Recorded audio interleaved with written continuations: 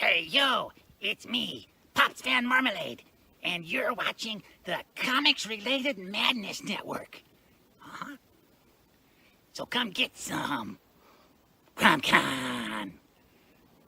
CromCon.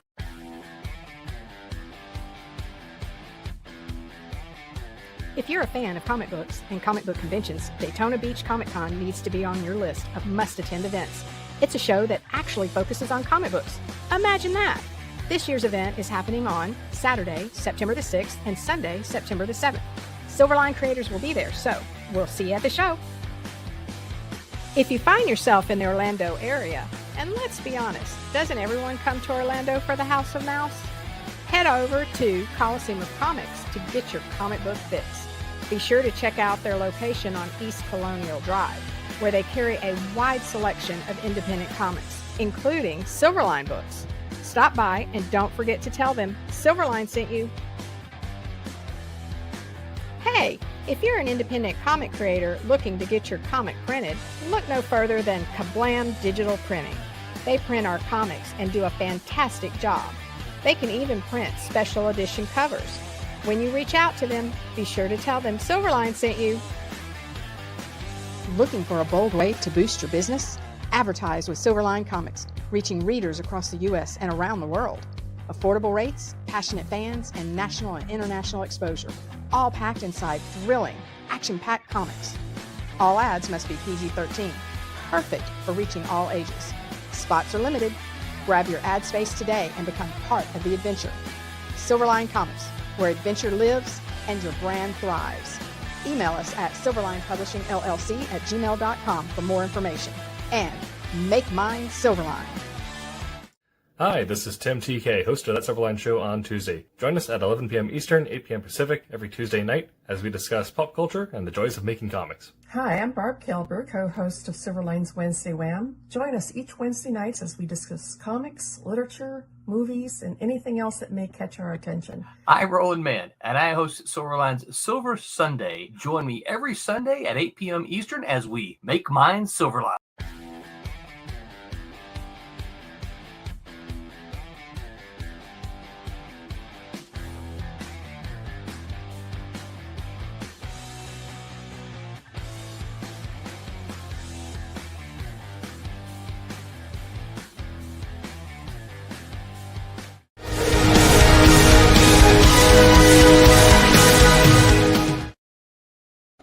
Hello, Internet. Welcome to That Silverline Show on Tuesday. I'm your host, Tim TK. I'm joined, as always, by Ron Fortier.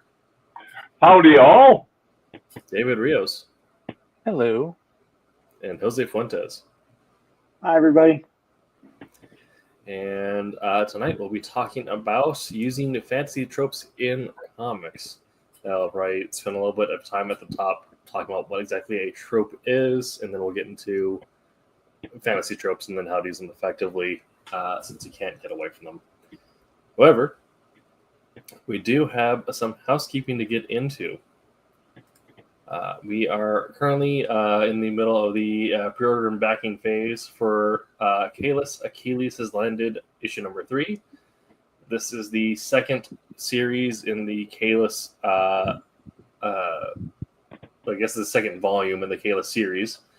And this is a little bit of a prequel if you read the first volume. And we do have a trailer on here. However, it's not loaded into our StreamYard just yet. So we'll run it without volume, and hopefully you don't need volume.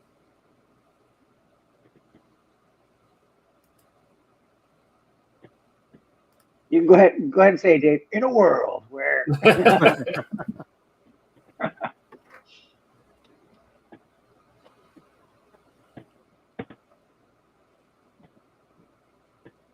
They'll be reading in a Sean Connery voice or something. right? Yeah. In return, he carries out whatever mission they want. Yeah. So a little bit of espionage action there. So as the writer of Wolf Hunter, very much close to my heart and something that I think that hopefully everyone else will enjoy as well. And this is a little bit of a fresh campaign. Just started on May 14th. 21 days to go. Goal of $1,000. Again, these are essentially pre-orders. The book is done and ready to go. You're not backing some pipe dream that's not going to get created. This is just a way for us to do pre-orders in a way that makes sense for how we cover our cost of printing. And there are plenty of fun rewards as well,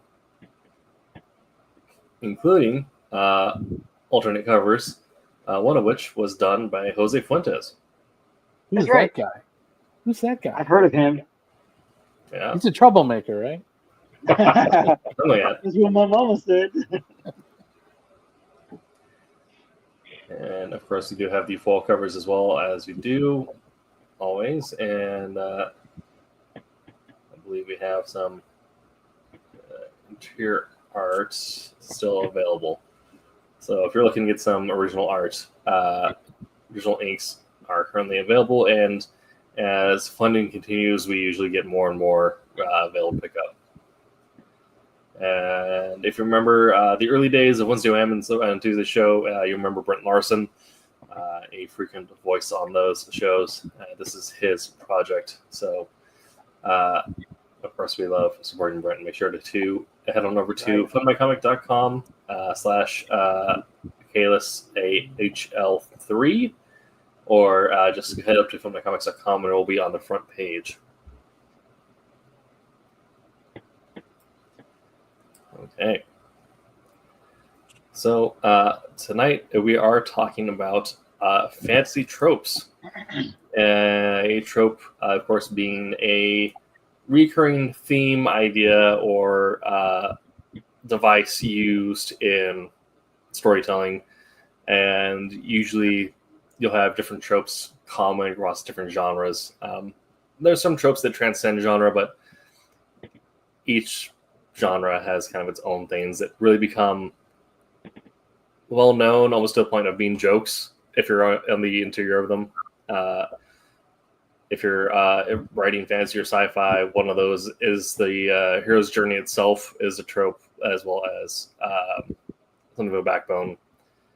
Things like a MacGuffin or the damsel in distress, or if you're writing a rom-com, it's the coolest best friend, right? Different ideas that you'll see across multiple stories and can be used effectively, even though it is, not necessarily wholly unique. But it is something that helps the narrative drive forward in a way that elevates or resonates because it is, something true to life. So I'll open up the floor to you guys on your exposure with fantasy tropes that are in some of your favorite tropes, or either working with or just absorbing. And then we'll get into getting specific and then talking about use cases. Right. Yeah, I mean, this is like, and obviously I wasn't here last week because of a medical issue. But you guys talked about fantasy last week as well, if I'm correct. Mm-hmm. And, when I hear the word fantasy, my mind just, turns around and looks at it as this giant genre kind of thing, all right?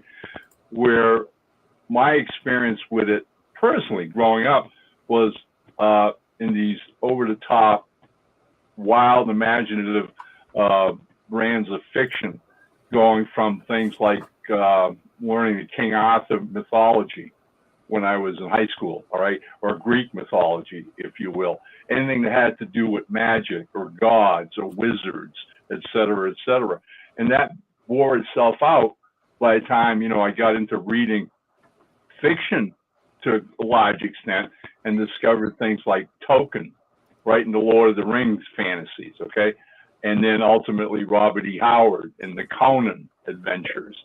And you start to understand and identify, and what you're talking about, Tim, is like tropes of, specific character types, heroes. You've got to have a wizard someplace in there, all right? You've got to have warriors opposed to the wizards and magic, et cetera, et cetera. And those just become familiar recurring themes all the time. And I think part of your discussion last week was on world building and creating these kinds of, fantasy worlds, all right, that are unique to that particular story or narrative or saga, as you will. So the kicker with that is as I see fantasy more coming out of prose stuff. Again, like I'm saying, these classic, sagas and trilogies and everything else we've had. And I look at comics and I don't see that as much in comics. I mean, modern types of fantasy, possibly. You can call things like Doctor Strange or Dr. Fate in DC as fantasy heroes, pretty much. You're dealing with magic, all right? But I don't see that same anchor or weight in comics with fantasy as I do with prose fiction. And ironically, one of the funniest things about that this afternoon was thinking about tonight's episode and what we were going to be talking about.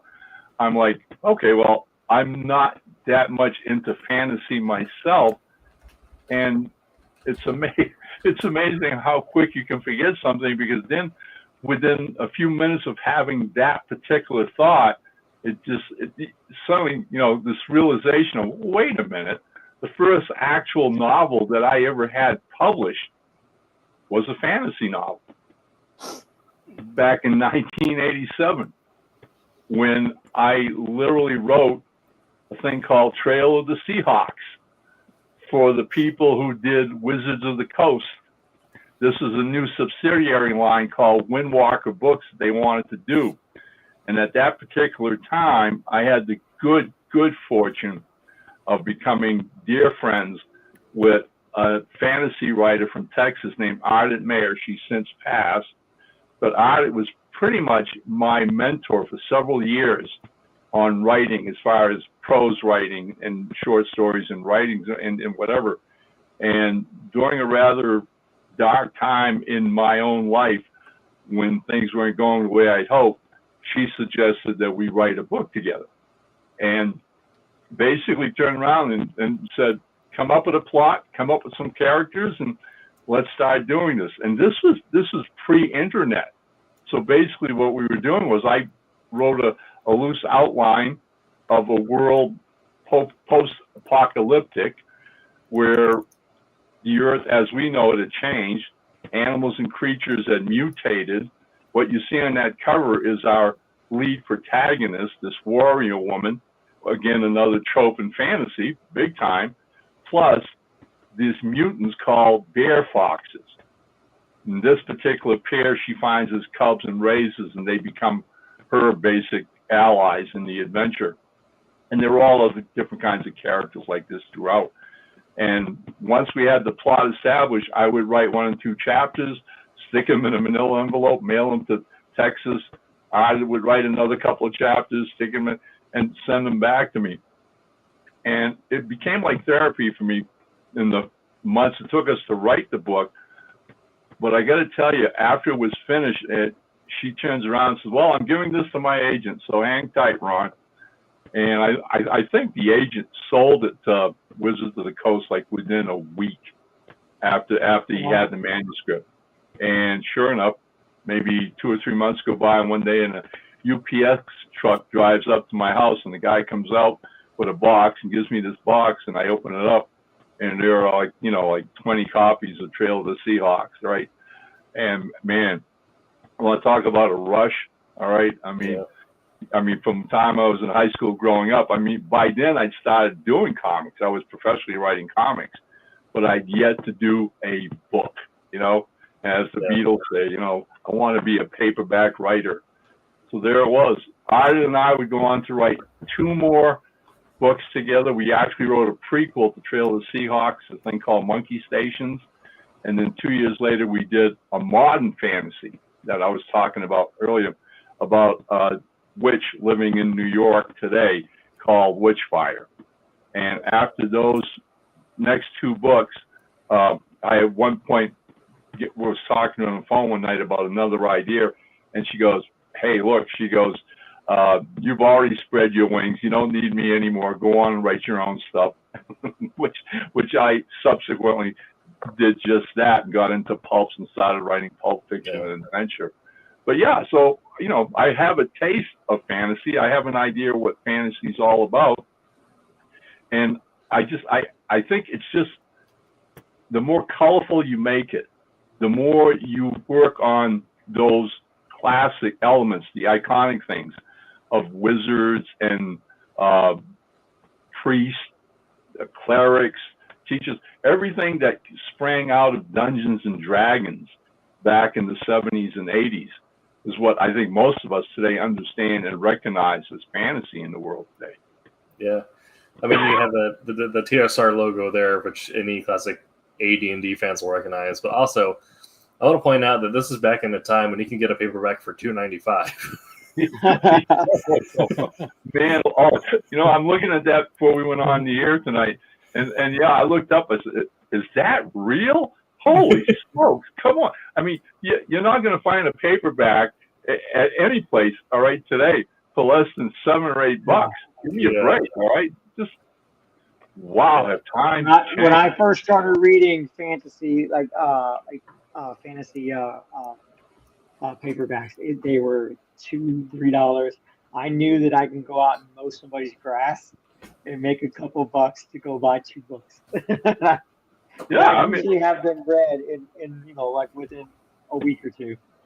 That's a lot of reading, Yeah, for pretty much pennies of what we're paying today, for Pete's sakes, Yeah, I just had to point out that I have this is book 4 from the Wheel of Time, and this was $1.99. And then I have book 2 of Stormlight Archive, which isn't that much newer, but it's $11. Oh, wow. Jeez. I mean, if you think about it, that's just painful. Yeah. I mean, I still pay for it. Given how, I started playing D&D when I was 12. I probably started reading it maybe 11. You know what I mean? I kind of dabbled into reading the books, and then once I started playing, I was like, oh, now I want to know more about the fantasy books for that setting. And so I started just inhaling every D&D novel I could find. You know what I mean? And then I realized that there were different worlds and different orders that you can get them in. So, oh man, it was over. I still have most of them. Yeah. My wife said, "Why do we have these? We didn't get rid of them." I'm like, I don't know if I can. Yeah. I mean, really prominently in my bookshelf. Yeah, really prominent in my bookshelf is R.A. Salvatore's Homecoming trilogy for Drizzt. Yeah. Where he and Jarlax go back to the Underdark. Yeah, so kind of also to your point, Ron, something that we'll probably get into is that definitely in the big 2, you don't see fantasy as much, with one exception that I'd say really strongly is Thor. Because even now, Thor they spend a lot of time off-Earth to make him even more fantasy. And there's very clear use of tropes in there, but if you go to the independent circle, there's a lot of really good fantasy comics that will dress things up in a way that we'll get into. But to use a trope effectively, I think you do as a creative team, both as a writer and an artist, have to dress it up in a way that makes it unique to your world. Right. So something like Battle Chasers, which very clearly is a comic pulling heavily on tropes. You have a very classic D&D party, but just dressed up in the Battle Chasers universe. So that'll be something that we'll probably get more into specifically. But I want to get into the illustrators, it's Jose and David.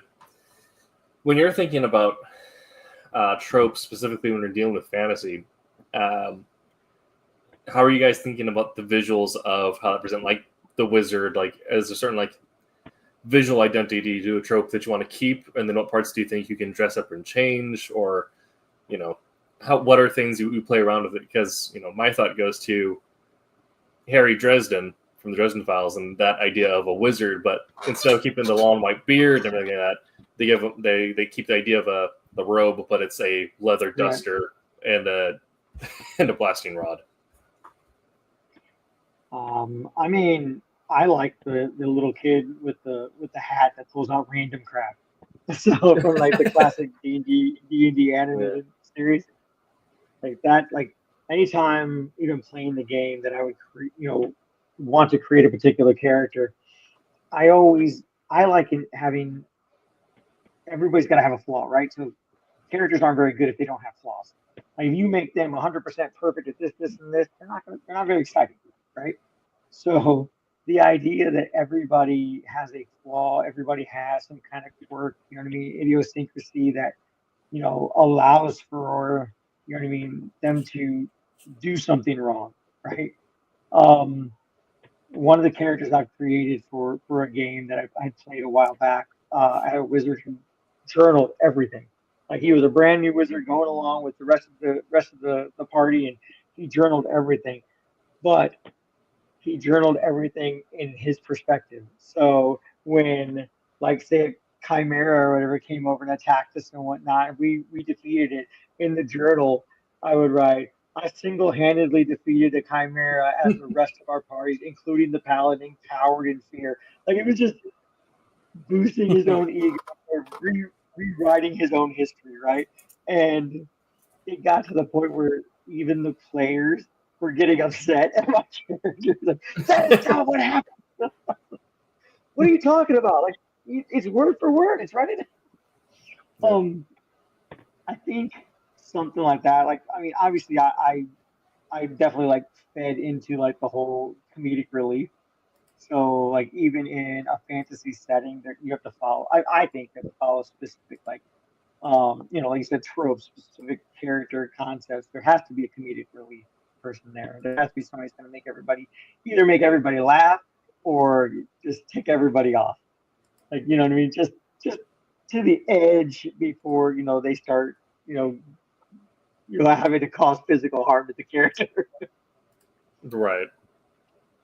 But that's what I like. I like, creating characters that have some kind of like something wrong with him that people are either going to admire or are going to just consider him lesser than everybody else, because I think that adds to flavor for a character. Mm-hmm. Definitely. Yeah, for me, it's obviously a lot of it is what's been established by the writers and the artists at that point. Tim, you mentioned, Dresden and all that. Okay, if you're approaching a character like Dresden, he's more of a everyman type, kind of similar to some degree to like Constantine, stuff like that. But then I also really enjoy the folklore versions, the Gandalf, the thing, just going through and if I'm coloring something that's along those lines, then I'm gonna want to put a lot of details into trying to make things fit that type of character. So very weathered robes, wear and tear, just these aren't fashion. These aren't, up with the latest fashion, and going into shops and getting repairs or, stuff like that. But I also like a lot of the weird, design things. Like, I don't know if you guys agree with me or not, but like Orko from He-Man, Yeah. Also, like, I know there's people who are big for Final Fantasy. I like the fact that typically, most of the characters that are looked at as that are like magic characters, for example, are always the stunted, not physical whatsoever, comedic, but all of a sudden here are these ones that there you go. All of a sudden these ones just come out and you expect them to be little fools, and then all of a sudden this huge level 4 firebomb comes through and just devastates everything. So playing on those unique characters and all that, and then your tropes of the hero, the main antagonist, and where you kind of, if you kind of think of stuff like the Dungeons and Dragon movie that just came out with Chris Pine and all that. We have the comedic main guy who's Right. cocky and all this stuff. So I think it's a good balance on that. And if you can really get that play on characters from a design point of view, that's working well with the writing point of view to balance off each other. The straight character going against the the guy, Rico Suave guy, who thinks he's the best thing in the world, but ends up sitting there and completely foobarring the whole situation because he did something stupid. I think there's some awesome stuff, and bringing that in, putting a lot of stylized into it. If you're going that route, maybe you have, instead of like what you would see in a movie wardrobe, of a nice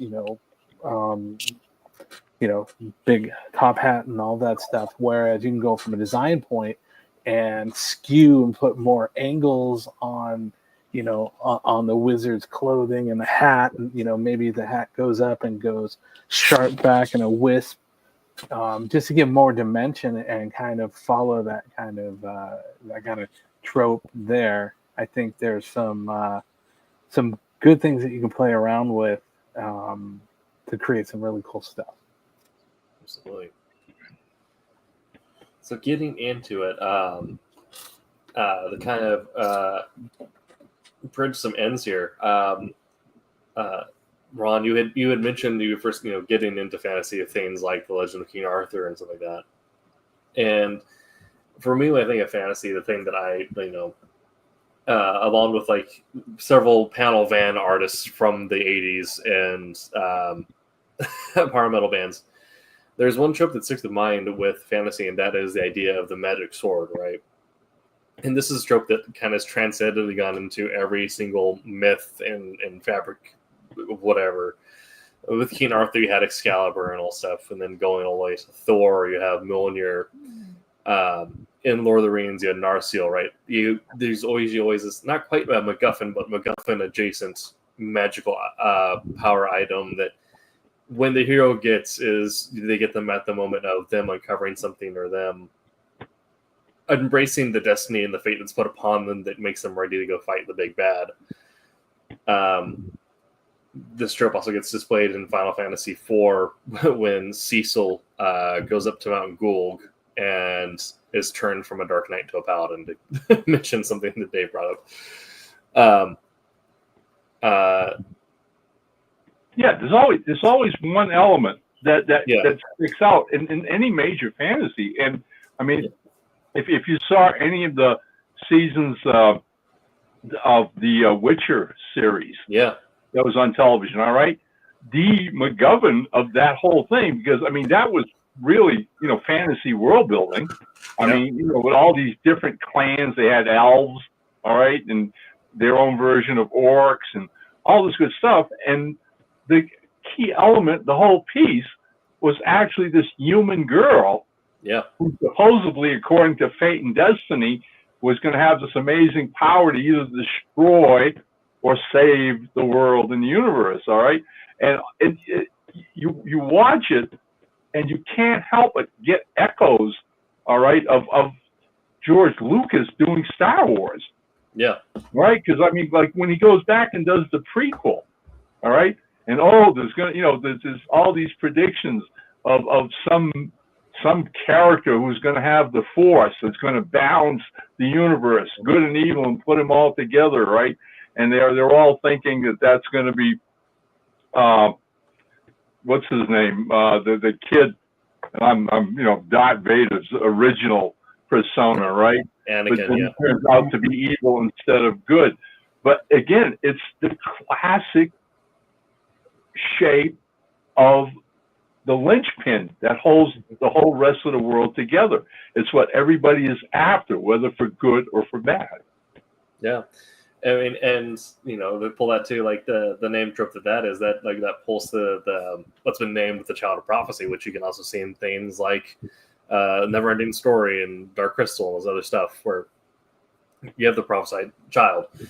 And when you're creating these stories, you can pull on one or multiple different tropes and dress them up in different ways to make them unique to your world in ways that we can elevate or carry your storytelling. Because one of the benefits of a trope is that it is something that is familiar, so you don't necessarily need the audience buy-in for that concept or for that idea, which allows you to expand your story and create more things that do require that buy-in. Because I talked about this in the previous episode, just having the triangle of weird, right? You have to barter with your audience for what they can buy into by giving them stuff they don't need to. Because if you have something that is entirely hard to get into, then you've gone into like the weird Dune side stories where no one has any idea what's going on and it's just impossible to read. But if you go into things like the first Dune, where someone's like, "Oh, this is parts of the Bible, parts of the Vietnam War," and then there's this whole weird sci-fi backdrop to this stuff, then you found this mix-mash of having enough trope to pull on and enough own original idea that you can get them to buy into the story as a whole. And when you get into creating comics is when you get into dressing the stuff up for yourself in a way that is visually compelling as well as narratively compelling. And so I mentioned Thor because I think Thor is a good example of fantasy in comics. He's literally a folk tale, but done in a way that is creating new stories in a visual medium. So he pulls on these fantasy elements like the magic sword of Mjolnir, or the evil brother with Loki, things like that. And be able to carry these, thankfully, based off of the actual legend of Thor and Ragnarok, there's enough that created tropes in and of itself.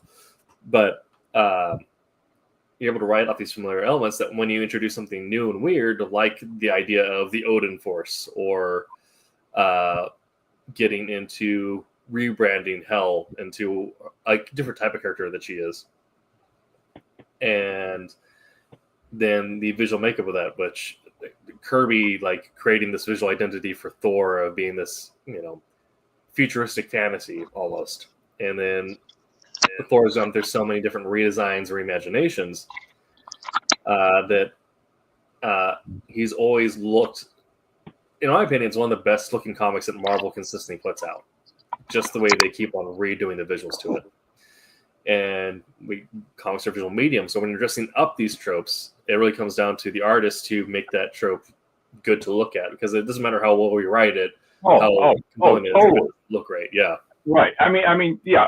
It was obvious with Thor that Kirby totally tapped into the whole mythology thing. All right. I mean, larger than grand, if you want to. You knew he was building this saga. All right. Mm-hmm. And the more characters that he could pull from myth, and then combine them, with Midgard, the Earth, and humans having to deal with this. All right. Was really classic and mind-boggling if you were a teenage kid reading these things when they were coming out, because, like it or not, comics. I remember at my age, a lot of the things that I've learned in life, I've learned through comics, because they were based on classic mythology and myths and fantasies. All right, and then you follow what happens with Kirby, which I think was magnificent, because with Thor, he could tap into that whole hero's journey we talked about and the whole concept of the cosmic good and evil, but he doesn't get to do everything he wanted to do because of the limitations of the myth. And what happens is he ends up in the 70s leaving Marvel, going to DC, who rolled out the red carpet for him, saying, "Oh, Jack Kirby, please come work for us." All right, whatever you do, right? And what's he do? He takes all those things that he had self-contained and gives us new gods. Yeah. All right, which is like, okay, the boundaries are gone, the limits are gone, and all of a sudden you start getting all these different titles from this one universe he's created, from New Gods itself and its own mythology, all right, from Orion onwards, okay? I mean, you could see where the icons are getting stamped to the Forever People. And then we get, Forever People was amazing, all right? And then we get Forever People. Mr. Miracle. I mean, come on, Big Barda. I was going nuts. I think it was maybe like 15 when that series came out. And I could not wait every month for those comic books to come out, all right? It was just like, you got to be kidding. This is fantastic. The guy's genius and creativity absolutely knew no bounds at all. Yeah, when given the room to do so. Yeah, and off he went. I mean, totally. I mean, many of the setups and the sub stories he created back in those days are still part of the DC universe today. Yeah, absolutely. Yeah, and we get into Forever People, Beautiful Dreamer, Grizzly. Come on, man. It seemed like every issue he had some new idea, some new concept. All right, and then, like I say, when you study it in regards to myth building, fantasy, creations and whatever. I mean, he was just tapping back into primal storytelling. Totally. Yeah. 100%. It was just raw genius. Yeah. And we'll get into the thing that's also a great example of, and a lot of new stuff does also pull on similar fantasy tropes, but in an entirely new way or entirely original way. And usually when you're getting into comics, it's because you have an idea that is entirely your own that you want to express in some way or do something like that. But you're probably going to be, we create based off what we know, so it'll be pulling on these tropes that either subconsciously or consciously. And the art of it comes into how do you make that trope integral to the idea that you're trying to convey. So it isn't just tacked on, but it is actually a fluid part of the story. And to pull from a personal example there, kind of like Ron did at the start, I'm currently working on a series called Soul Ascendant, which is a sci fantasy. So it's set in the future. And the parts of it that are science fiction are hard science fiction. Like we have we use Newtonian physics for how spaceships are supposed to move. However, there's no scientific explanation for the planets are literally gods picking up people, giving them demigod powers, and telling them to go fight their wars. That's that's entirely fantasy. You can't really put a science behind that. And you end up pulling on these tropes, kind of like Ron said. There is one character gets introduced into the first issue, who is the idea of the penitent cleric, right? The idea that there is a man of faith who isn't sure where he stands on it with it all, but knows that he's supposed to do something with the hero because he's like, all right, if I help this guy, maybe I find myself. And it helps being a Roman mythology that you could really make this a cleric of the god Jupiter and then just pull on ideas from Roman history. But how do I make that work in a setting that has space travel? And most of the temples have been just, have fallen away to history or anything like that. And you end up creating this idea of, well, now there's a pilgrim's journey that takes people from Earth to Jupiter and to the moon, Minerva, Minerva's Jupiter's daughter. Juno's the wife. And so the moon Juno, and you have to have this whole pilgrimage idea, and you end up pulling on these idea of like existing stories, but in ways that can only exist in the story you're writing. And this isn't just something that happens in fantasy. Again, doing similar things in whatever genre you're writing, but if you're ever thinking about like when you're writing something or when you're illustrating something, saying like, oh, I really like how this looks in this story, and it's kind of similar to this thing I'm working on. You could do what everyone else does and say, okay, how do I dress this up in a way that makes it mine? And that can also be, it's liberating in a way that, you don't get stuck thinking you have to be entirely original if you're anything close to being pulling from ideas elsewhere. But it helps with the idea of then anyone else who reads your comic and has also experienced that story anywhere else can immediately start doing their own theory crafting. And, that's that whole point of like movie review podcasts, the people who watch TV shows and movies and they immediately put out a show talking about, well, here's my idea on where we're going to go next. And we all do that to some level on the stuff we're enjoying and reading, and that drives us to pick up the next issue. So if you can effectively use trope in that way, you're giving your audience a through line that you can either satisfy or subvert going forward. Because if you have a trope that you subvert, things like, I'm trying to remember who did it, but I guess I'm using a generic example. You have a character who fits the description of the Merlin, right? They're a magical teacher to the protagonist. A subversion to this that can happen, and it has happened, and I can't remember the name of the media project, is before you get into the third act, it's revealed that that's actually the big villain, that they have been manipulating the hero this entire time to get them at a point where they can siphon their power, right? Yep. And now you have successfully used trope to subvert and build tension. Or you can reward things or do things differently, or however you want to play with it in a way that, as long as when you're thinking of this trope, you're thinking about how do I tie this into my story in a way that will elevate the storytelling. Right. I mean, it's an idea that we can look at different types of characters in a narrative that we know already ahead of time, especially if you're writing fantasy. Your readers are going to be familiar with, to an extent that they will have ingrained expectations from things that have happened before, things they've seen before, things they're familiar with, all right? So the challenge as a writer is always to take that and put a fresh spin on it, to maybe surprise them a little bit and use the trope again to end up someplace else they didn't expect. All right. I mean, I know myself, the four of us are writers and readers, and we devour, story plots and ideas and narratives constantly.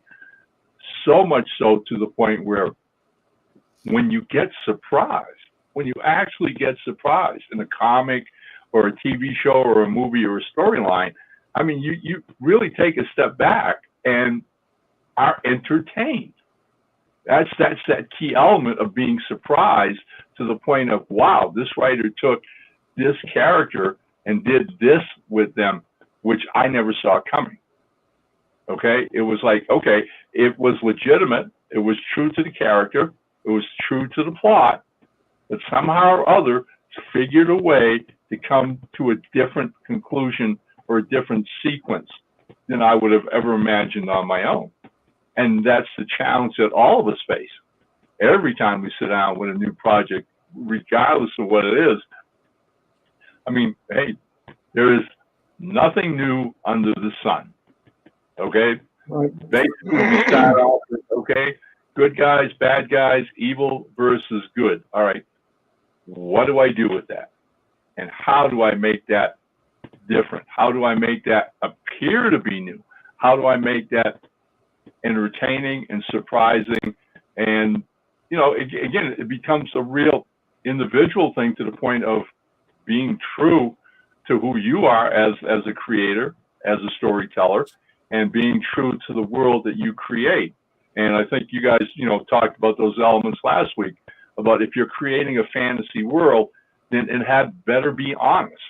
It better have rules and regulations. There's only so much the wizard can do. There's so much only that the swordsman can do. There's only so much, by creating the parameters, you then create the challenge of how to work within those parameters. And if you're true to it, then you become, use your imagination to create different scenarios that your readers aren't expecting and then see coming 10 miles ahead.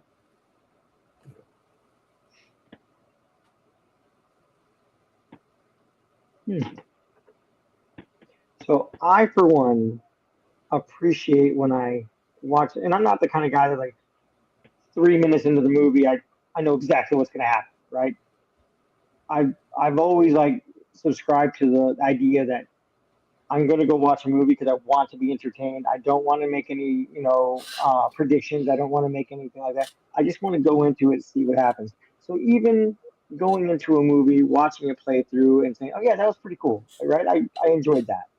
Um, those kind of movies are nice, but the ones where I walk in and watch the movie, and then at the end, like, oh, and you get that revelation, right? They're like, oh, they said that way back there. Like, holy cow. And they just, anytime you can successfully bring it back around, whether you're using, a trope, a regular, a guideline that, people will instantly see. And that's kind of how I feel a trope works is people are going to see, let's cut them off at the pass. You know what I mean? That's a trope to me, right? That's something like that. But once something said, then you know what it's going to lead to, right?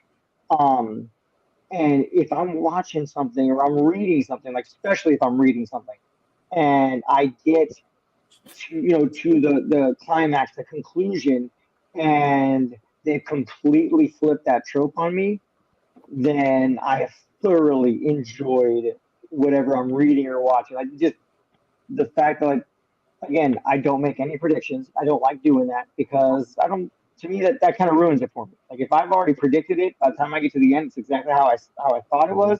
Where's the fun in that? So going into it as open minded as I can, and then still like having the the just the conclusion flipped on me. Like man, like I walk away from that book as that was awesome. You know what I mean? Right. So Again, yeah. I mean, anytime I can get surprised by a story, whether it's a book, a comic, or whatever. I mean, one of my most favorite memories as a kid reading the Avengers from Marvel.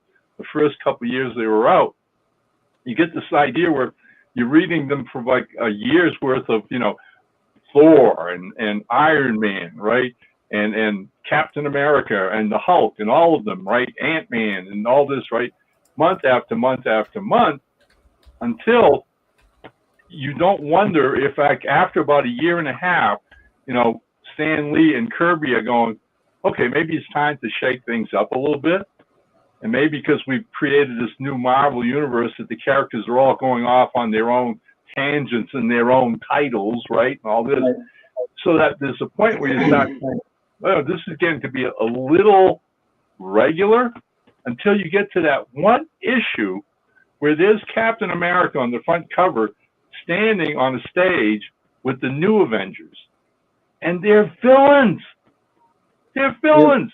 All right? It's Scarlet Witch and Quicksilver and Hawkeye. And I'm going, what the hell is this? All right? I love that issue. You understand? I mean, it's still one of my all-time favorite comics. I mean, they literally pulled the rug out from all of us. All right? They took off the big guns and go on your own way and do your own things.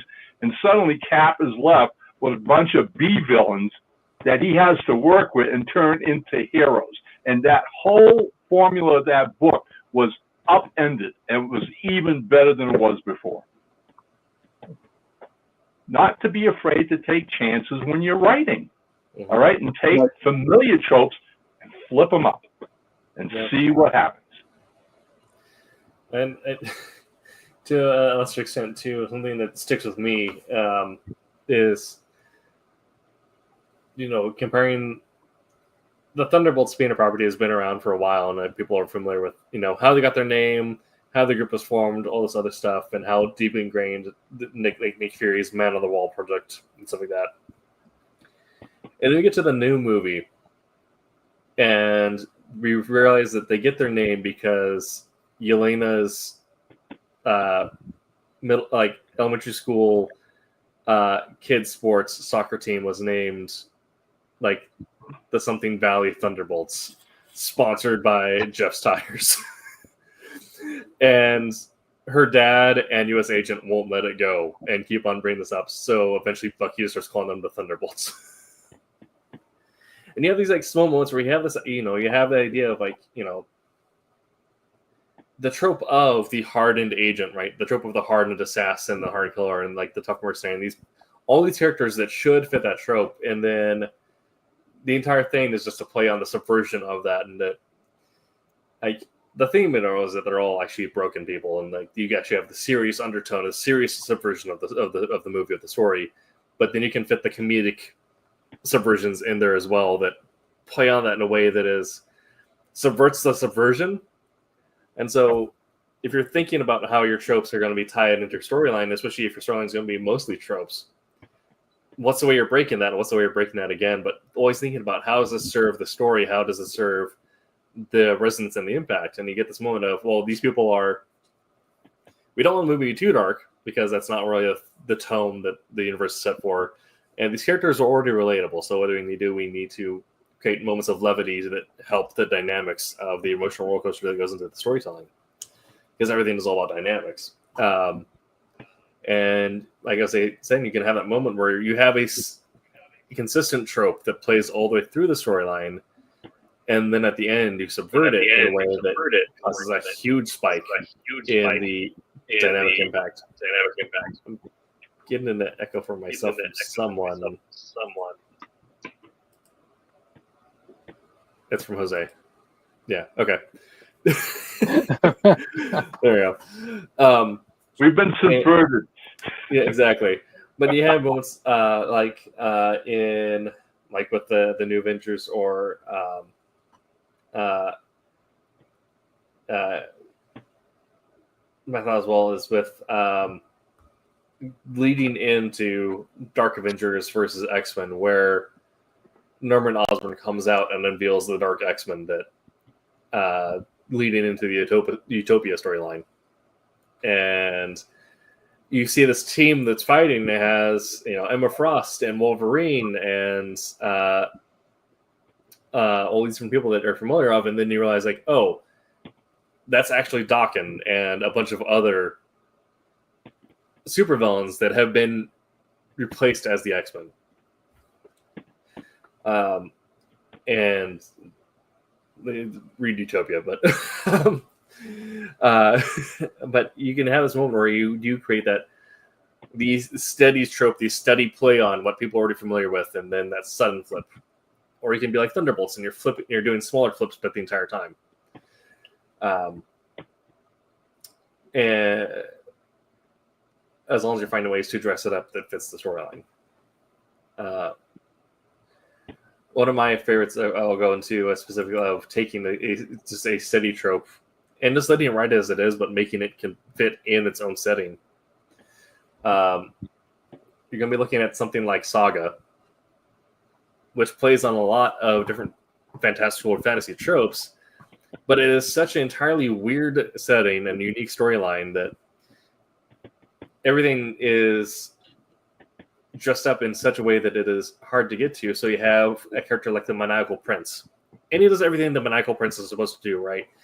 He's greedy, he's lustful, he's all about power and wanting to kill the Child of Destiny because it's getting in his way. However, he's the lord of a land where people have televisions for heads. And he has this whole, the whole visual of it is that it is a weird science fiction. So a lot of things happen usual, but there's just so many weird different visual elements of it that it can't exist anywhere outside of Saga because of these unique visual choices that are made with these characters.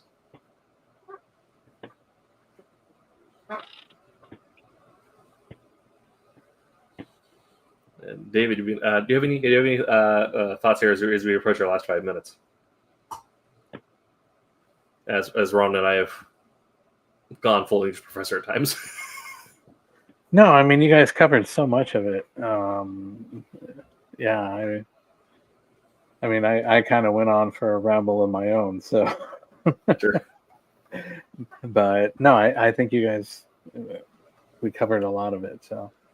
I think I'll always be aware, I guess, of the fact that there's always that audience out there that hasn't been tapped yet.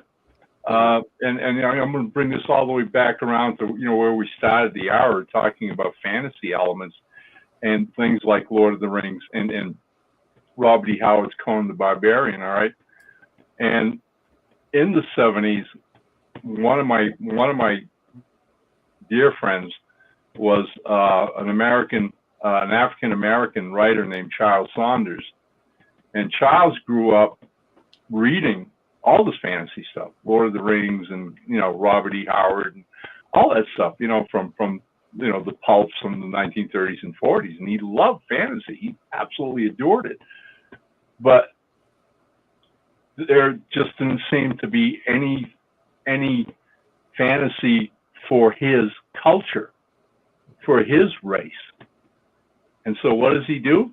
He sits down and starts creating this mythical African world, much like Conan's Hyboria, only this is in Africa.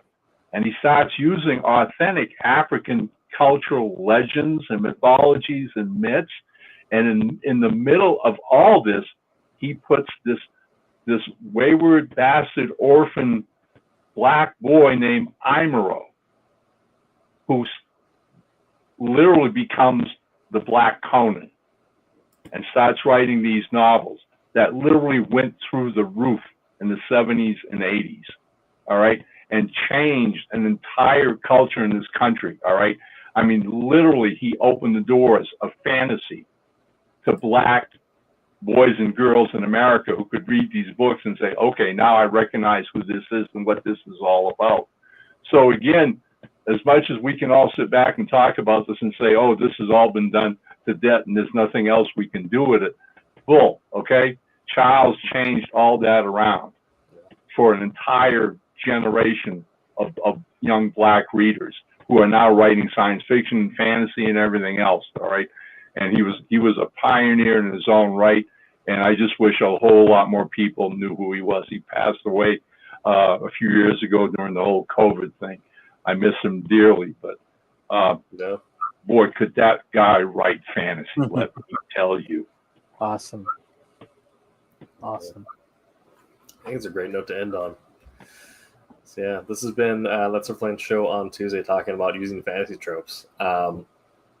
We will be back next week, but until that time, head on over to fundmycomic.com and get yourself a pre-order of Achilles' Landed #3. Check out Wednesday Wham and Silver Sunday on those different days. And also, this issue just hit comic book stores last week, I believe. Nice. About 2 weeks. I just right. got mine. I was sick last week, so I got mine this week. But yep. So ask your comic book shop, see if they have copies of it. Right. And next week we'll be continuing on with the bit of fantasy lecture series, I guess. And that's going to be talking about how to make great camping scenes. So thinking about scenes from Lord of the Rings where they have the party gather on a fire, things like from Prince Valiant had a lot of them, Battle Chasers. Come on, you can say was that the Blazing Saddles, the scene with the chili cans and all that stuff? Actually, so thinking of Western fantasy, actually, to make it like very clearly fantasy in a comic. I don't know if Jose is familiar with this one, but if not, Jose would love this. But there is a Western fantasy comic called Seven to Eternity from Image. Yeah, and that is a phenomenal read if you like Westerns, if you like fantasy.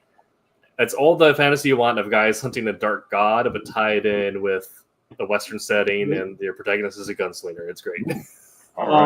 There's also East of West, which is a fantasy sci-fi Western. yeah. This was great. All right, but we'll be back next week. But until that time, make mine Silverline. Silverline. Hi, I'm Greg Horn. Make mine Silverline.